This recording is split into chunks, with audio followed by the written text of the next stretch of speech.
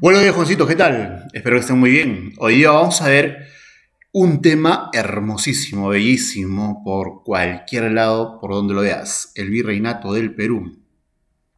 Continuando con nuestras clases de historia del Perú, vamos a ver este tema que es grandísimo, ¿no? Se tiene que ver en cuatro o cinco clases de repente, ¿ya? Pero lo vamos a ver en un solo video aquí, el virreinato del Perú. A ver, vayamos. Fundación. El Virreinato del Perú fue una entidad política administrativa fundada tras el sometimiento del Imperio Inca. Tú sabes que, recordando, los españoles llegan a América en el año 1492 y los españoles llegan a territorio peruano, ¿no? Ya con entrometiéndose a la ciudad de Cajamarca y capturando al Inca en el año 1532. ¿No? Luego vino un proceso ya de ocupación y de invasión por parte de los españoles a este grandísimo imperio incaico. Dice, tras el sometimiento del imperio inca, abarcó en su máxima extensión territorios que actualmente corresponden a Perú, Panamá, Ecuador, Bolivia, Colombia, Argentina, Paraguay, Uruguay y Chile. Prácticamente toda Sudamérica, exceptuando la parte oriental del Brasil y Venezuela, ¿no? La parte norte de Venezuela, todo Sudamérica era el virreinato del Perú, ¿no? Cuando se fundó. Todo Sudamérica y además el Istmo de Panamá. Dice, simultáneamente a la caída del Imperio Inca se desató un conflicto entre los invasores. Para concluirla, el 20 de noviembre de 1542, el rey Carlos I de España firmó en Barcelona por real cédula las llamadas leyes nuevas de Indias, entre las cuales dispuso la creación del Virreinato del Perú en reemplazo de las gobernaciones de Nueva Castilla y Nueva Toledo. Recuerdas que las gobernaciones de Nueva Castilla y Nueva Toledo fueron disputadas, bueno, fue la disputa que se va a iniciar entre los invasores líderes de esta invasión llamado Pizarro y Almagro, ¿no? En lugar de estas gobernaciones, ¿no? Se va a crear el Virreinato del Perú. Ya ahí en el mapa tú puedes apreciar la parte oriental donde se ubicaría actualmente el Brasil. No, profe, ¿y por qué ese límite? Bueno, por el Tratado de Tordesillas, esa parte de ahí para el oriente le correspondía a Portugal y de ahí para el occidente le correspondía a España. Dice, trasladando la Real Audiencia de Panamá a la Ciudad de los Reyes en Lima, ¿no? Capital del nuevo virreinato. Creación del virreinato entonces el 20 de noviembre de 1542. ¿Por qué rey español? Por el rey Carlos I de España, llamado también Carlos V de Alemania.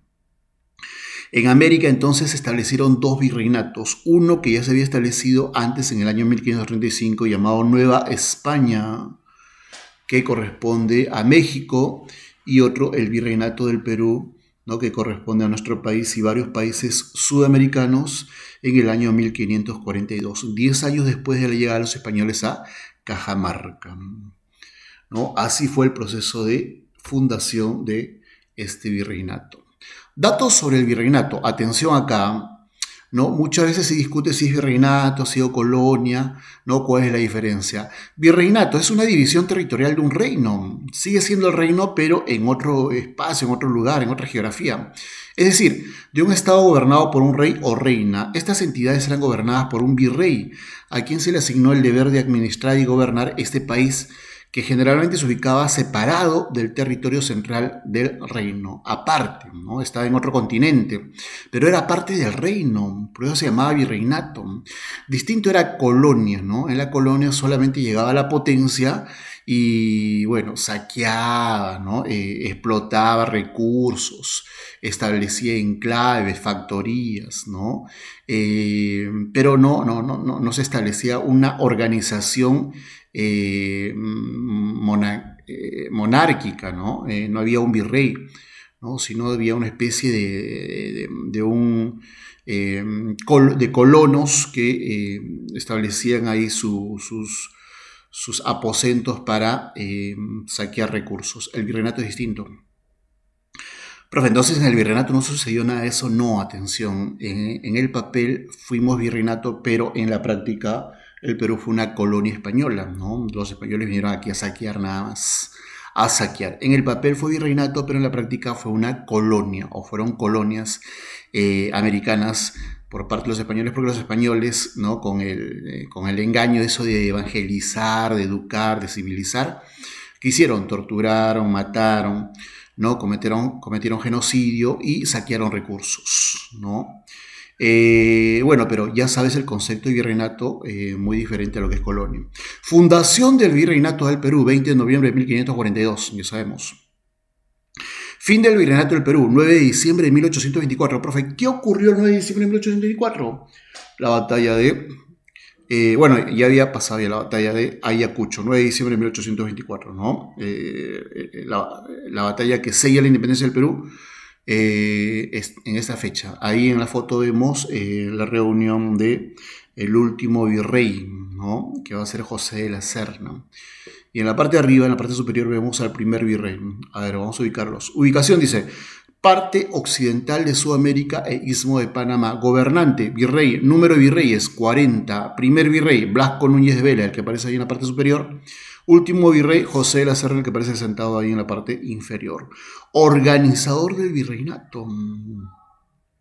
¿Quién fue el mejor virrey para los españoles? Aquel que organiza el virreinato para una mejor explotación de recursos, ¿no? En este caso sería Francisco de Toledo, el organizador del virreinato.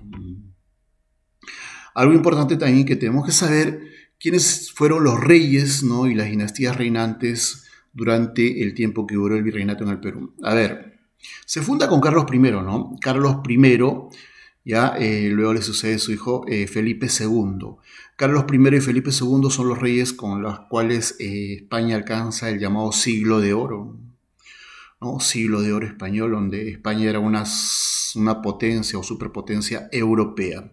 Carlos I o Carlos V decía, como todo el mundo sabe: en mis dominios jamás se pone el sol. Tenía dominios en casi toda Europa, América, ¿ya? En África y en Asia, ¿no?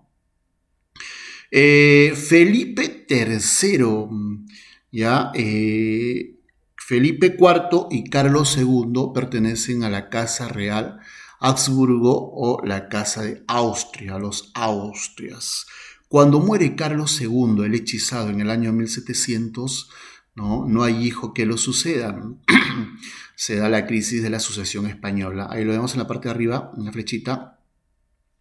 Crisis de sucesión española, ¿no? Esta crisis genera una guerra entre españoles e ingleses y bueno, termina con la firma del Tratado de Utrecht, donde se dan concesiones a los ingleses, ¿no? Respecto a las colonias españolas aquí en América.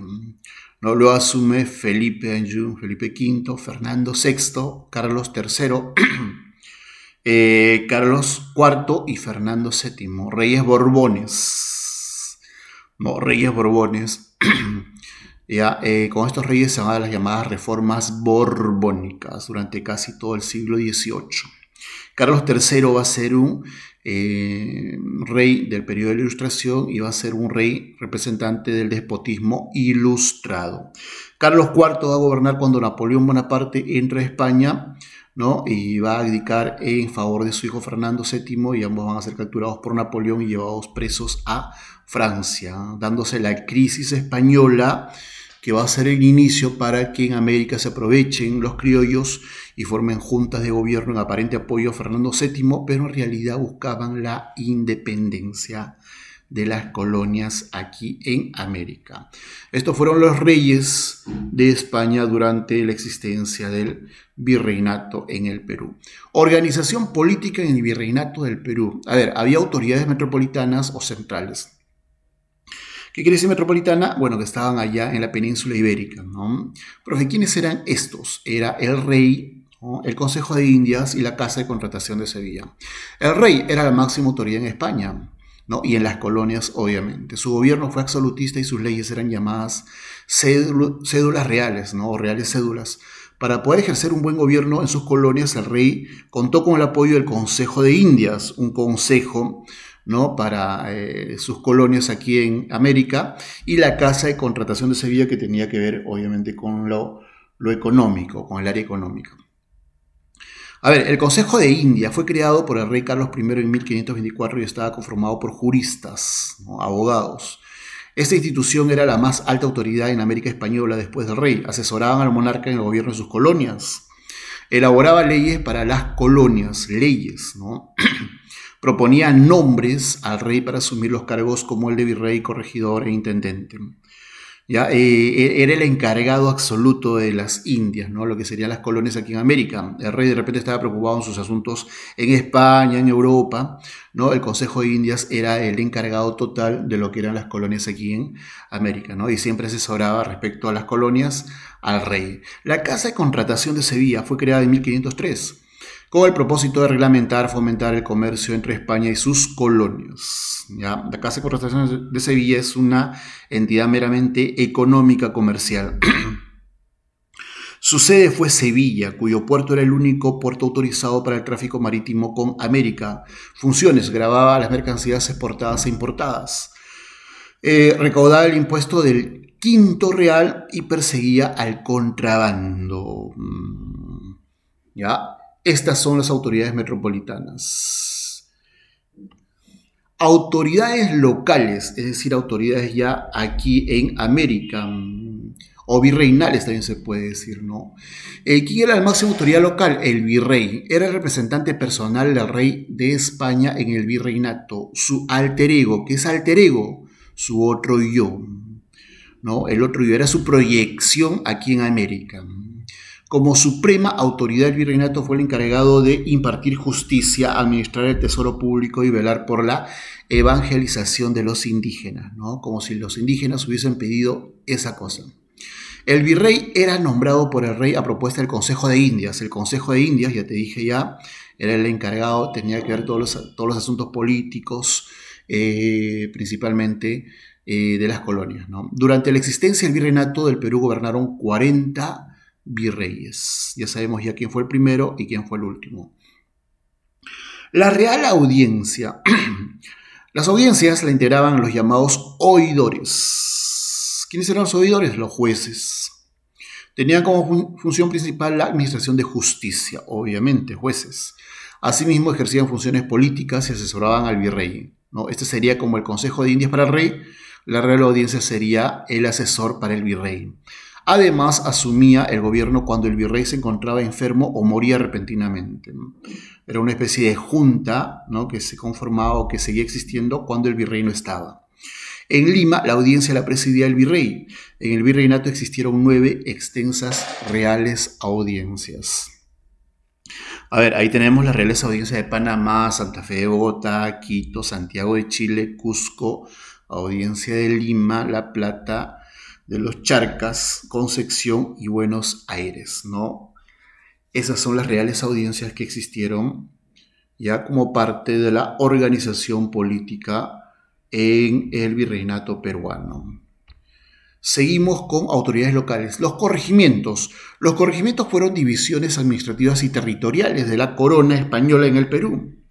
Los corregimientos fueron gobernados por un alto funcionario nombrado mayormente por el Consejo de Indias, denominado corregidor. Los corregimientos tenían facultades políticas, administrativas y judiciales. No, estos corregidores se convirtieron en muy abusivos, ¿no? Bueno, todos eran abusivos, todos los españoles, ¿no? Encomenderos, corregidores, intendentes, eran abusivos, ¿no? Explotaban de la peor de las formas a los indígenas. Y esto va a causar justamente el levantamiento en 1780 de un cacique, ¿no? Llamado José Gabriel Condorcanqui Tupac Amaru II, ¿no? Contra el corregidor Arriaga, ¿no? Y bueno, que va a ser uno de los levantamientos indígenas del siglo XVIII y que va a tener mucha influencia en las luchas por la independencia que se van a dar poco después. Intendencias. Los corregimientos fueron suprimidos en 1784 por Carlos III.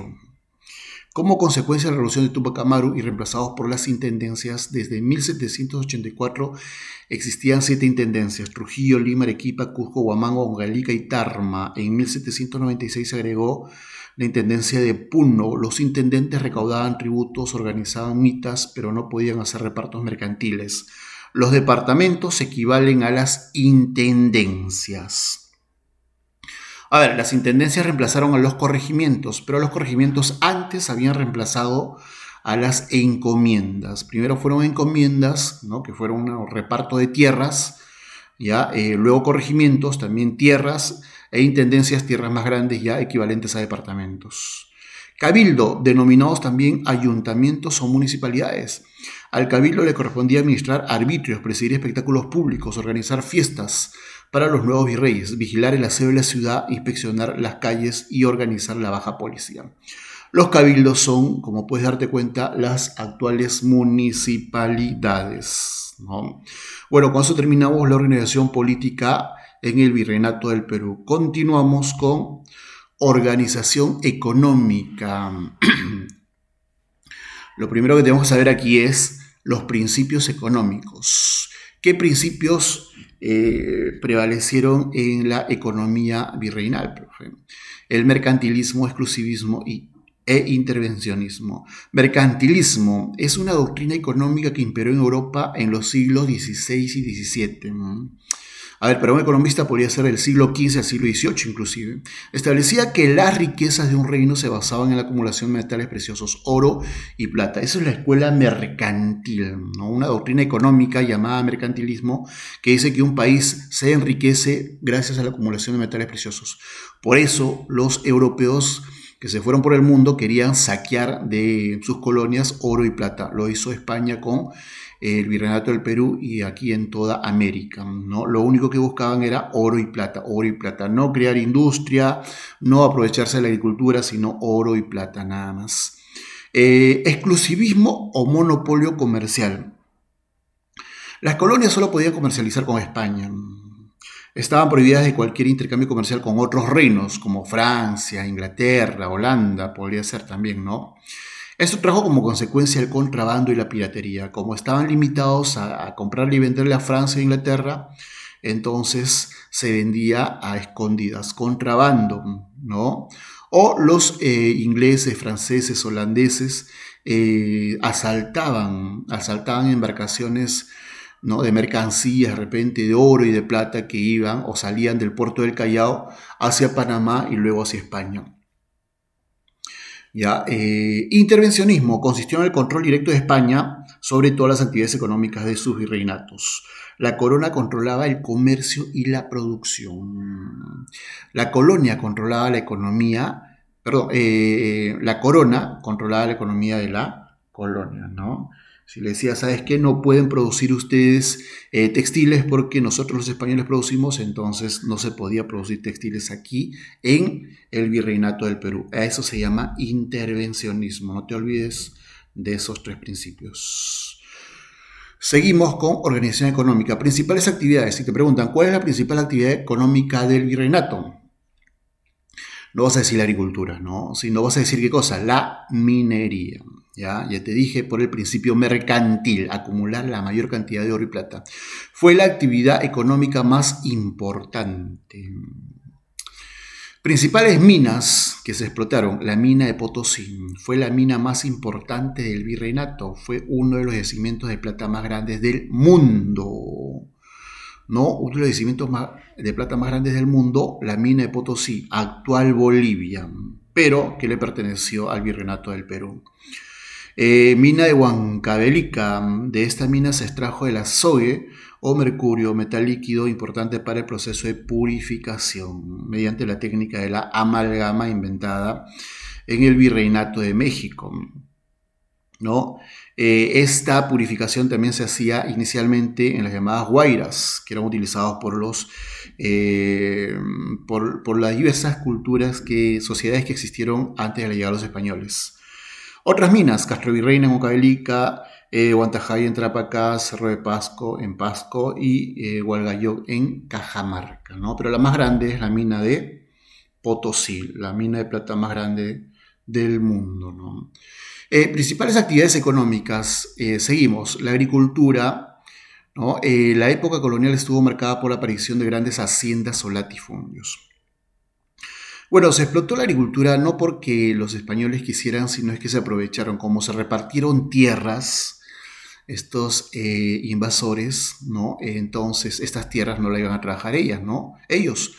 ¿no? Porque eran, bueno, ociosos, ¿no? Entonces, capturaron indígenas, o si no, simplemente les quitaban la tierra a los indígenas, ¿no? Y los indígenas, como tenían que, obviamente, alimentarse, se ofrecían como trabajadores en sus propias tierras que habían sido eh, expropiadas por estos españoles, ¿no? Por estos invasores.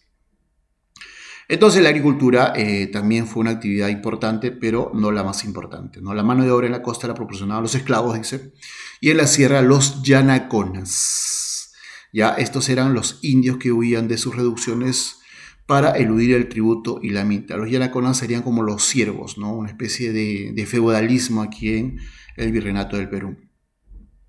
Los obrajes fueron centros laborales dedicados a la manufactura de textiles. ¿No? Había pequeños talleres en donde se fabricaban textiles. Pero estos textiles no se vendían en España, en Europa, sino era para el consumo interno, porque los españoles no querían, obviamente, esa competencia, ¿no?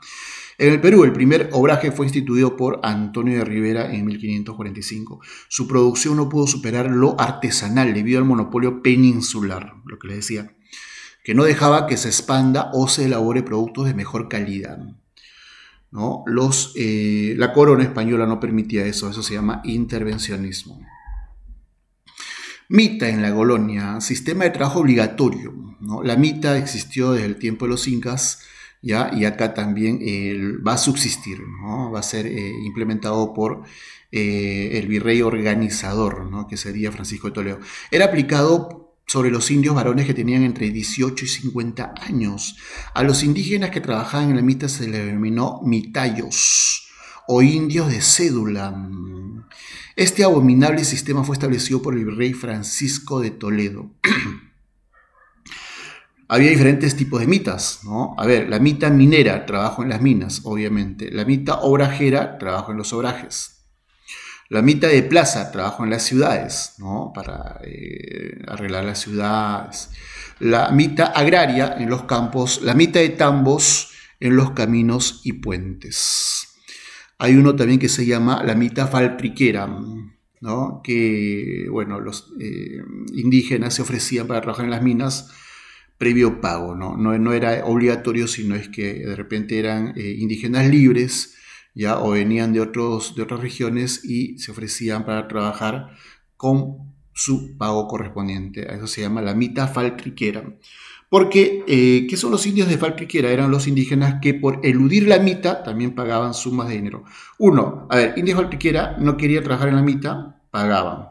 Otro, mita faltriquera, aquellos que provenían de otros lugares y trabajaban en la mina, pero exigían un pago, ¿no? Exigían un pago. Eso es la mita faltriquera y esos son los indios, los llamados indios de Faltriquera. Impuestos coloniales. A ver, ¿qué impuestos coloniales existieron en el Virreinato del Perú? El quinto real. ¿Qué es eso, profe? La quinta parte de los metales extraídos o de los tesoros encontrados ya tenían que ser entregados al rey, ¿no? Al rey. ¿Ya? Eso es el quinto real. El tributo personal del indio o el tributo indígena que obligaba al habitante andino entre los 18 y 50 años a pagar una suma anual.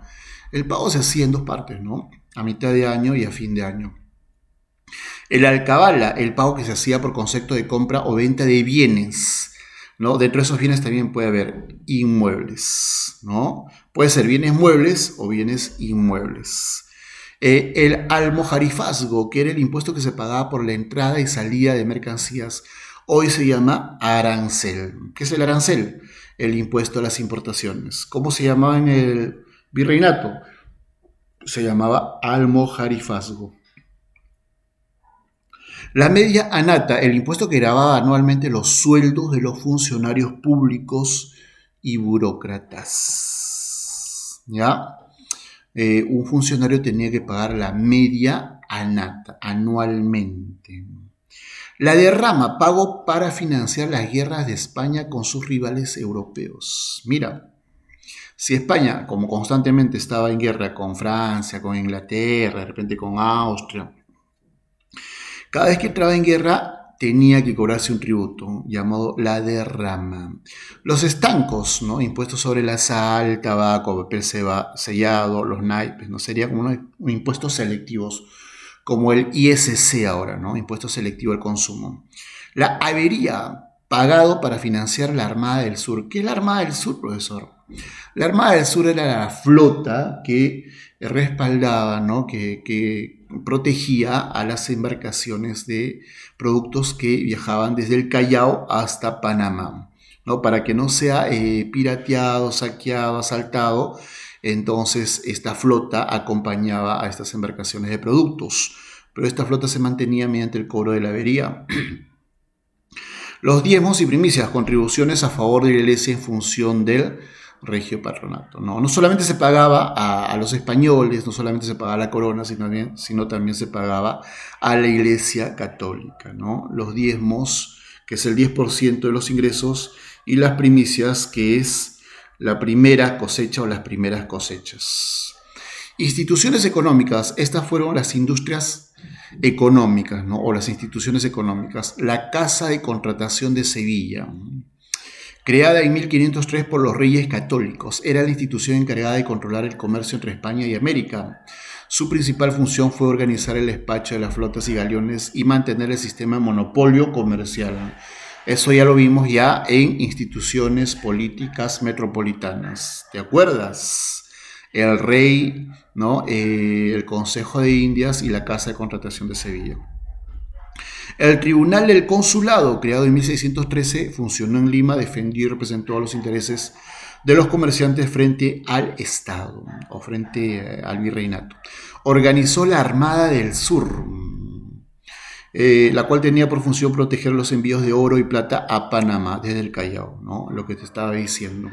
Estas son las instituciones económicas ya que dieron formalidad, bueno, al monopolio, intervencionismo, exclusivismo, ¿no? Ahí ves los edificios abajo. Ya el edificio en Sevilla, ¿no? Todo construido con las riquezas del Perú. Pasamos ahora a la organización social en el virreinato. La sociedad colonial fue racial, racista, clasista y estamentaria. ¿Qué es eso, profe, racial? Bueno, había una distinción de razas, ¿no? Los españoles, bueno, europeos no querían muchas veces mezclarse o de repente emparentarse con indígenas o con negros, ¿no? Querían hacer una división que no funcionó porque siempre hubo emparejamiento entre estas etnias, ¿no? Estas etnias. Clasista porque, bueno, se va a establecer clases sociales. La clase alta siempre va a estar, bueno, ocupada por los españoles o por sus descendientes, los llamados criollos, los nacidos aquí en América. Estamentaria, porque si eras indígena era difícil que alcances la cúspide de la pirámide social, ¿no? Nacías indígena, eras explotado, ¿no? Y terminabas explotado, ¿no? Tus hijos también iban a ser explotados. Entonces era difícil acceder a posiciones, ¿no? O a estamentos mayores, superiores. Ya era cerrado las clases sociales, ¿no? La sociedad colonial tuvo 3 clasificaciones. A ver, una clasificación étnica, social y jurídica. Étnica, se dividió la población en blancos, indios, negros y las castas, ¿no? Esto es racial. Social, se agrupó la población en 3 clases: aristócratas, plebeyos y poblaciones esclavizadas. Jurídico, se distinguieron en 2 categorías: la República Españoles y la República de Indios, ¿no? Profe, y los negros, bueno, los negros eran considerados personas sin derechos y no ocupaban ni siquiera república, ¿no? Ahí tenemos étnicas, sociales, jurídicas, ¿no? Cómo se distingue la sociedad en el virreinato. A ver, República de Españoles. A este grupo pertenecían los chapetones o peninsulares y los criollos. ¿Quiénes son los chapetones, profesor? Chapetones o peninsulares eran los pobladores que habían nacido en España, pobladores del virreinato del Perú o del virreinato de toda América, pero que habían nacido en España. Llegaron de la península en busca de oportunidades y riquezas, ¿no? Los criollos eran los hijos de españoles nacidos aquí en América. Ya, hijos de 2 chapetones, ¿no? Nacido aquí en América, en el virreinato del Perú, ya no era un chapetón, sino era un criollo. No, ambos eran privilegiados. Los que ocupaban los cargos públicos más altos eran los chapetones. Los criollos también ocupaban cargos públicos, ¿no? Y ellos van a ser prácticamente despreciados, ¿no? Luego de las llamadas reformas borbónicas, y va a crear un resentimiento que va a dar inicio con mayor fuerza a la lucha por la independencia. República de indios. Entre los grupos tenemos a indios nobles y los indios del común. Los indios nobles son los dos primeros, la nobleza indígena. Profe, ¿quiénes son la nobleza indígena? Compuesta por los descendientes de las panacas reales. ¿Te acuerdas quiénes eran las panacas reales? Claro, ¿no? Toda la familia, la descendencia de un inca, de cada uno de los incas. Ya estaban liberados del tributo. A ver, tenían propiedades, esta nobleza indígena, que eran descendientes de las antiguas panacas reales, ¿no? Estas panacas eran descendientes de los incas, ¿no? Desde Manco Cápac, si es posible, Manco Cápac, Sinchirroca, Yoqueyupanqui, Yaguarhuaca, ¿no? Huiracocha, Pachacute, Tupainca, Yupanqui, todos los incas tenían sus panacas reales. Ya todas estas personas, ¿no? Indígenas pertenecientes a las panacas reales mantenían sus tierras, ¿no? No estaban obligados a pagar tributo y tampoco a desarrollar la mita, ¿no? Los caciques o curacas era una especie de aristocracia regional. Claro, eran nobles también, ¿no? Antiguos nobles en el Tahuantinsuyo. Ya acá se les mantuvo en algo sus privilegios, ¿no? Se desempeñaban como nexos entre la población andina y la administración colonial. El nexo entre la colonia y la población andina o los indios del común era el curaca o cacique. Uno de estos caciques más famosos fue José Gabriel Condorcanqui, ¿no? Vivían con muchos privilegios los caciques y la nobleza indígena. Indios del común, llamados indios de cédula o indios tributarios, eran explotados en la mita y los obrajes y estaban obligados, como su nombre lo dice, a tributar desde los 18 hasta los 50 años, ¿no? Con el vergonzoso y humillante tributo llamado tributo indígena. Otro tipo de organización social, a ver, según la pirámide social, ¿no? Según lo que hemos visto, por ejemplo, aquí, ¿no? De carácter social. A ver, arriba, ¿quién estaba? ¿Quién estaba en la cúspide de la pirámide social virreinal? Los españoles, es decir, los que nacieron allá en la península ibérica, los llamados chapetones, ¿no? En segundo orden estaban los criollos, ¿no? Los hijos de españoles nacidos aquí en América. Ya, luego venían los mestizos, ¿no? Que era el emparejamiento entre un español y una indígena, ¿no? Su descendencia era llamada mestiza. Luego venían los indígenas, ¿no? Naturales u oriundos de América, conformaban la gran masa poblacional y explotaban. Ya, cuando estos indígenas fueron explotados, muchas veces causaron mucha mortandad, no solamente la explotación, también las enfermedades. Enfermedades y explotación combinado, ¿no? Mucha mortandad en la población indígena, y para cubrir entonces las minas, ¿no? El trabajo en las minas, el trabajo en las haciendas, se trajo mano de obra de otro continente, del África. Y así aparece esta clase llamada los esclavos africanos. Eran personas sin derechos, traídos desde África y tratados como mercancía. ¿Qué es eso? Se podían comprar y vender. Bueno, acá eran vendidos, ¿no? Por ingleses, por portugueses, por franceses en América, ¿ya? Y bueno, se vendían cuando los españoles, los criollos querían, pues no. Y para acabar, vamos a ver las castas en el virreinato. ¿No? A ver, en el primer cuadro vemos un español que va a tener como descendiente un criollo, siempre y cuando este descendiente, este hijo de dos españoles, haya nacido aquí en el continente americano.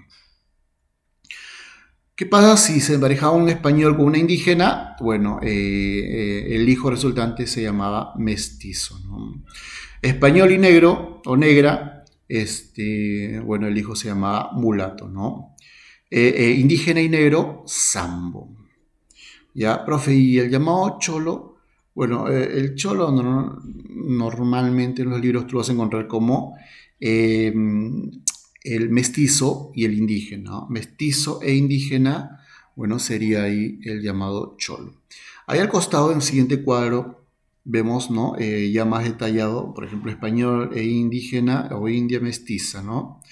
Y vemos ahí, por ejemplo, una casta llamada el salta para atrás o salta atrás, ¿no? El cambujo, el no te entiendo, el tente en el aire, el torna para atrás o el torna atrás, ¿no? Son diferentes castas que luego de varios emparejamientos que se dieron entre otras castas resultaron con estos nombres, pues, ¿no?